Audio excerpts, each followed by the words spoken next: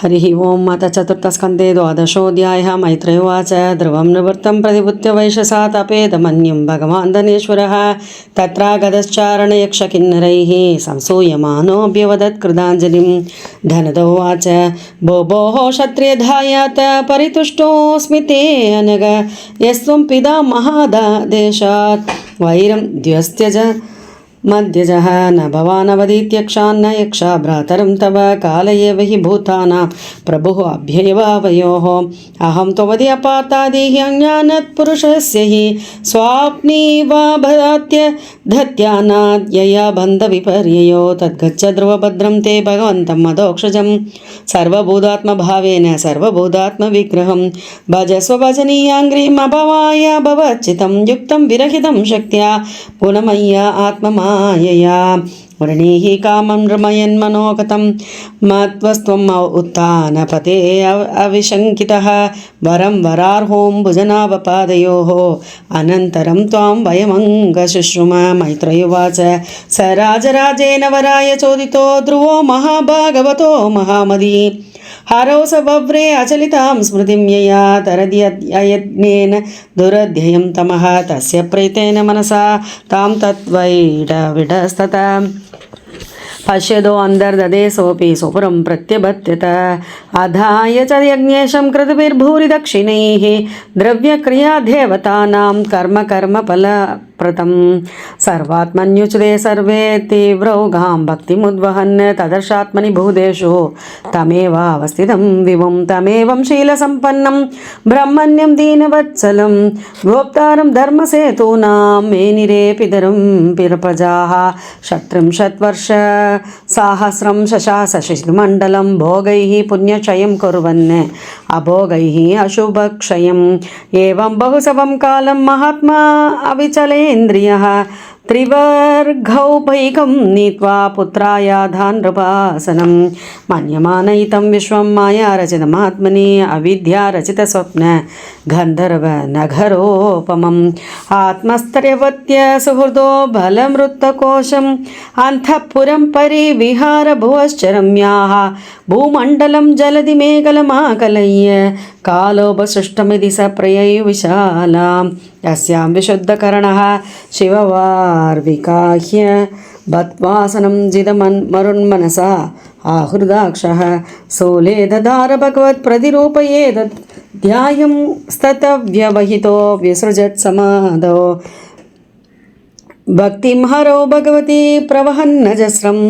आनन्दबाष्पकलया मुहुरर्त्यमानः विक्लित्यमानहृदयः पुलकाचिताङ्गो नात्मानमस्मरधसा विधिमुक्तलिङ्गः सतदर्शविमानाख्यं नभसो अवतरत् ध्रुवः विप्राजयद्दशदिशो रागापतिमिवोदितं तत्रानुदेवप्रवरौ चतुर्भुजौ श्यामौ किशोरौ अरुणाम्बुजेक्षणौ सिदावष्टभ्य गदां सुवाससौ किरीटहाराङ्गदचारुकुण्डलो न्यायतावोत्तमकाय किङ्करा व्यप्युत्थित सात्वसविस्मृतक्रमः न नाम नामानि गृह्णन् मधुद्विष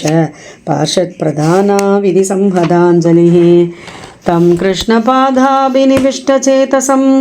बद्धाञ्जलिं प्रश्रयनं रकन्दरं सुनन्दनन्दा उपसृत्य सस्मितं प्रत्यूचतुः पुष्करनाभसम्मतौ सुनन्दानन्दा वोचतु भो राजन् सुभद्रं ते वाचं नो विदा शृणु यः पञ्चवर्षस्तपसा भवान् देवमधितृपत् तस्याखिल जगद्धाद्धुरावां देवस्य शार्ङ्गिनः पार्षदाविह सम्प्राप्तौ नेतुं त्वां भगवत्पदं सुदुर्जयं विष्णुपदं जितं त्वया यत्सूरयो अप्राप्य विचक्षते परम् आदिष्ट तच्चन्द्रदिवाकरादयो ग्रहर्षताराः पर्यन्ति दक्षिणम् अनासिदं ते पितृभिः अन्यैरभ्यङ्गकर्हिचित् आदिष्ट जगदां वन्द्यं तद्विष्णोः परमं पदं एतद्विमानपर्वरम् उत्तमश्लोकमौलिना उपस्थापितमायुष्मन् अधिरोढुं त्वमर्हसि। मैत्रेय उवाच। निशम्य वैकुण्ठनियोज्य मुख्ययोः मधुच्युतं वाचमुरुक्रमप्रियः कृदाभिषेकः कृतनित्यमङ्गलो मुनीन् प्रणम्याशिषमभ्यवादयत् परित्याप्यर्च दिष्ण्याघ्र्यं क्रयं पार्षदाभिवन्द्य च एष तदधिष्ठातुं बिभ्रद्रूपं हिरण्मयं तदोत्थानपादः पुत्रो तदशान्तगमागतं मृत्योर्मूर्ध्निं पदं दत्त्वा आरुरोहोद्भुतं गृहं तदा दुन्दुभयोनेदुः मृदङ्गपानवादयः गन्धर्वमुख्याः प्रजगुः पेदुः कुसुमवृष्टयः स च स्वर्लोकमारोक्ष्यन् सुनीतिं जननीं ध्रुव अन्वस्वमरकतं यत्वा धीनां यासे त्रिविष्टपम् इति व्यवसितं तस्य व्यवसाय सुरोत्तमो दर्शयामास दुर्देवीं पुरो यानेन गच्छतीं तत्र तत्र प्रशंसद्भिः पदि वैमानिकैः सुरैः अवकीर्यमानो तदृशे कुसुमैः क्रमशो गृहान् त्रलोकीं दैवयानेन सोऽधिवृज्य मुनीनपि परस्थाद्यद्ध्रुवगतिः विष्णोः पदमदाभ्यकात् यद्भ्राजमानं स्वरुचैव सर्वतो लोकाश्रयो ह्यनु विप्राजन्दयेते यन्नाव्रजन्धुषु ये अननुग्रहा व्रजन्ति भक्त्राणि चरन्ति ये निशं शान्ताः समदृशः शुद्धाः सर्वबोधानरुञ्जनाः यान्यञ्जसाच्युतपदम् अच्युतप्रियबान्धवाः इत्युत्थानपदः पुत्रो ध्रुवः कृष्णपरायणः अभूत्रयानां लोकानां चूडामणिरिवामलः गम्भीरवेगो निमिषं ज्योतिषां चक्रमाहितं यस्मिन् भ्रमदि कौरव्यमेढ्यामिव गवां गणः महिमानं विलोक्यास्य नारदो भगवान् ऋषिः आदोद्यं विदधन् श्लोकान् सत्रे अगायत् प्रचेतसां नारदोवाच नूनं सुनिदेः पतिदेवतायाः तपः प्रभावस्य सुधस्य तां गतिं दृष्ट्वाप्युभायानभिवेदवादिनो नैवादिगन्तुं प्रभवन्ति किं नृपाः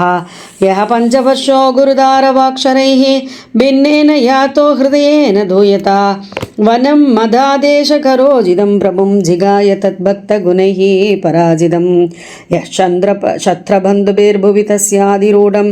अन्वारुरुक्षेदविवर्षपूगैः षट्पञ्चवर्षो यदहोभिरल्पैः प्रसाद्य वैकुण्ठमवाप तत्पदं मैत्रेयुवाच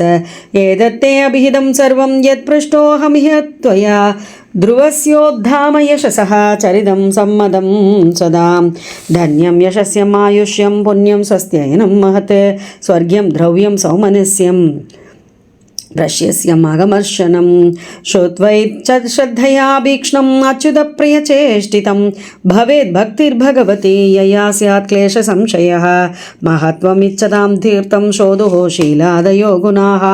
यत्र तेजस्तदेशूनां मानो यत्र मनस्विनाम् प्रयदः कीर्तेत् प्रातः समवाये द्विजन्मनां सायं च पुण्यश्लोकस्य ध्रुवस्य चरितं महत् पौर्णमास्यां शनिवाल्यां द्वादश्यां श्रवणे तवा दिनक्षये विदीपाते सङ्क्रमे अर्कदिने विवा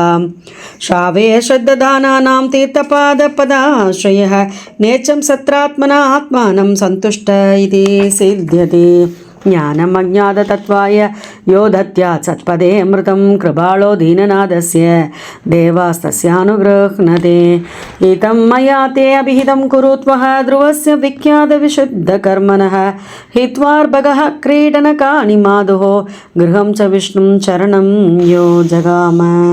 श्रीहरये नमः श्रीहरये नमः श्रीहरये नमः गोपिका जीवनस्मरण गोविंद गोविंद सद्गुरु महाराज की जय।